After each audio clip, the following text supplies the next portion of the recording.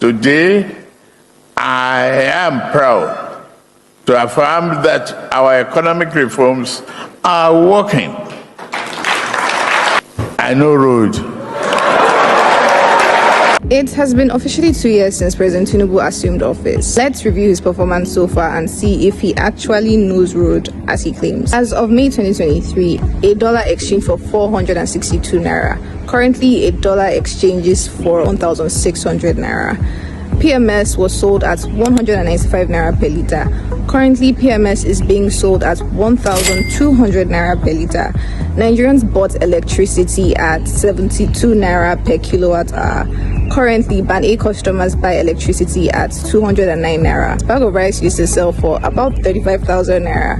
Currently, you can only get a bag of rice for around 70,000 to over 100,000. Tinubu supporter or not, you have to admit that the prices we are paying in this country for the most basic commodities are ridiculous. And it's sad because Nigerians are such adaptable people. We're too busy trying to get by. We don't stop to assess how bad things have become. But let me provide context. As of 2024, Nigeria recorded a headline inflation rate of 32.2%. That's the highest inflation rate we've had since 1995.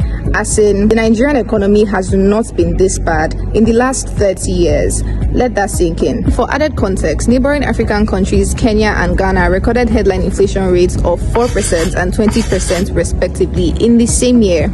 I wonder when it will be a good time for Mr. President to admit that his decision to float the naira and remove fuel subsidy at the same time without any form of social safety net was never in the interest of Nigerians. Economic policies alone have set off an uncontrollable inflationary pressure that is continuously eroding purchasing power, driving sharp increases in cost of living and exacerbating poverty in an already impoverished country. Food prices tell Nigeria's inflation story best. A recent DataFed report revealed that the prices of staple foods in Nigeria essentially mean that nutrition is out of reach for the average Nigerian. And it doesn't help that Nigeria is already the country with the second highest number of malnourished children globally. But it's not just food prices, because the prices of drugs have gone up by 100 to 1,000%, and workers complain that they have little to nothing left of their salaries after commuting to and from work. Bottom line is that the Nigeria of today is a disaster, and the only people refusing to acknowledge this are the president and his goons.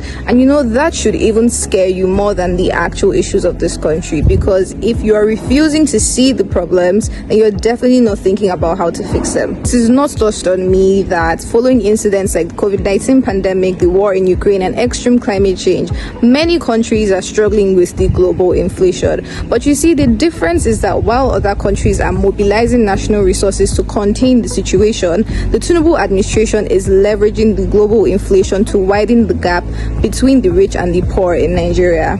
And honestly, the motive here is clear, because you and I know that there is no Nigerian politics without poverty to weaponize. Anyway, 2027 is closer than you think, and these are all the things we absolutely cannot afford to forget when deciding who our next president